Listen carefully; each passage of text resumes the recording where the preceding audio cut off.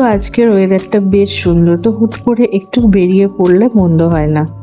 তো চলো বেরিয়েই পড়লাম। আসলে আমি কোথায় বেরিয়েছি অনেকে এতক্ষণে আন্দাজ করে ফেলেছো, আর যারা জানো না তো চলো দেখে নাও আমি কোথায় যাচ্ছি।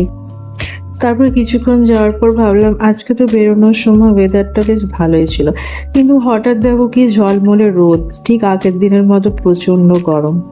তো এখন যখন বেরিয়ে পড়েছি তখন তো আর ফিরে যাওয়া যায় না, তাই ভাবলাম যা হবে দেখা যাবে, চলো এগিয়ে যাই। আবার কিছুক্ষণ পরে দেখছি আকাশটা প্রায় মেঘে ঢাকা, ওয়েদারটাও একদম দারুণ হয়ে গেছে। তো এখন মনে হচ্ছে আজকের আউটিংটা পুরো জমে যাবে। তো দেখো এই জায়গাতে এখন আমি এন্ট্রি নিয়েই নিলাম। প্রায় 6 মাস পর, সরস্বতী পুজোর পর প্রথম বন্ধুদের সঙ্গে আবার হঠাৎ প্ল্যান করে সেন্ট্রাম মল চলে এলাম। কেন এলাম তোমরা একটু পরেই জানতে পারবে। অনেকদিন পর সবাইকে একসঙ্গে দেখে সত্যিই খুব ভালো লাগছে, তবে আগের মতো সেই জমজমাট আড্ডাগুলো আর হয় না। সবাই নিজের লাইফ শিডিউল নিয়ে বিজি, কেউ বিয়ে করে নিয়েছে, কেউ বাইরে চলে গেছে, কেউ আবার ফ্যামিলি নিয়ে ব্যস্ত। সত্যি বলতে সে দিনগুলো ভীষণ মিস করি। এসব ভাবতে ভাবতে একদম মলের গেটের সামনে পৌঁছে গেলাম। তো চলো এবার ভিতরে যাওয়া যাক।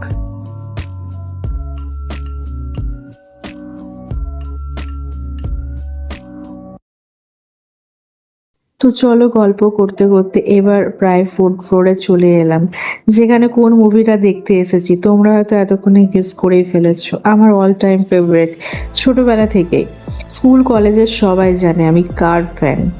তাই আজকে সেই প্রিয় মানুষটার মুভি দেখতে এসে গেছি।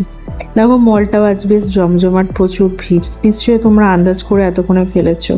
হ্যাঁ, আর আমি কিন্তু নিজের ফেভারিট অ্যাক্ট্রেস ছাড়া চট করে মুভি দেখতে যাই না। হ্যাঁ, বন্ধুদের সঙ্গে হঠাৎ প্ল্যান হলে আলাদা ব্যাপার। তো চলো এবার দেখি কি আছে সামনে। তো চলো এবার মুভি হলে আমাদের এন্ট্রি নেওয়ার পালা। ধীরে ধীরে এগিয়ে যাচ্ছি আর ততক্ষণে মুভি স্টার্টিংও হয়ে গেছে।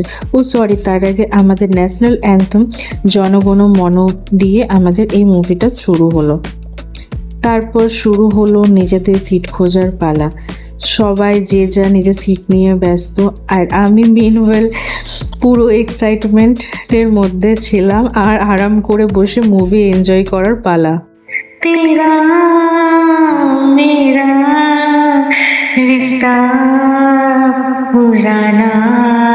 তো চলো এদিকে আমার মুভি স্টার্ট হয়ে গেছে। আমার ক্রাশ, আমার লাভ, মানে অল ইন অল, যাকে আমি সবসময় মনে কল্পনা করি, আমার সেই হিরোর এন্ট্রি হয়ে গেছে। একেবারে হিরোর এন্ট্রি তো একেবারে আগুন, বলে না পুরো বলিউড এক তরফ আর মেরা ইমরান হাসমি এক তরফ। এত বছর পর আবার আওয়ারাপান 2 এর এই এন্ট্রি দেখে আমি লিটারালি চোখ ফেরাতে পারছি না। আর যখন আওয়ারাপান প্রথম রিলিজ হয়েছিল তখন আমি ক্লাস 8-এ পড়তাম, আর আজ এত বছর পর তার পার্ট 2 দেখতে এসেছি। ভাবতেই যেন কেমন লাগছে। আমার এই হিরোর সে রক লুক দেখে আমি তো একদম হারিয়ে গেছি। যদিও পাশে বসা বন্ধুরা আমাকে জ্বালিয়ে যাচ্ছে, ডিস্টার্ব করছে, মুভিটা দেখতেই দিচ্ছে না। যাই হোক, এবার মুভিতে একটু মন দিই। তো আমরা সবাই জানি ইমরান হাসমির মুভি মানে একটু রোমান্স, একটু লাভ, আর অবশ্যই কিছু মেমোরেবল গান। কিন্তু এই মুভিটা একদম পুরো অন্যরকম, পুরো অ্যাকশন প্যাকড। আর ইমরান হাসমি থাকলে গান হিট হবে এটা তো ধরে নেওয়াই যায়। যাই হোক, দেখতে দেখতে কখন প্রায় 2.5 ঘন্টা কেটে গেল বুঝতেই পারলাম না। তো চলো এবার আমরা বাইরের দিকে চলে এলাম। তারপর আমার 2 ফ্রেন্ডের আর্জেন্ট কল এসেছিলো, তাই তাদের তাড়াতাড়ি করে যেতে হলো।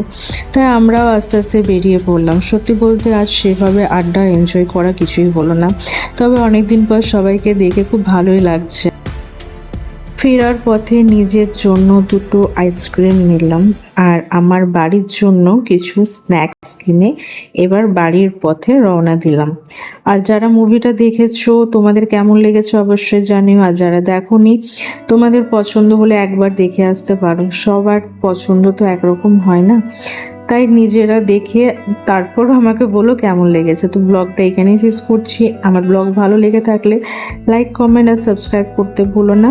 আবার দেখা হবে পরের ব্লগে। ততক্ষণে বাই বাই, গুড নাইট।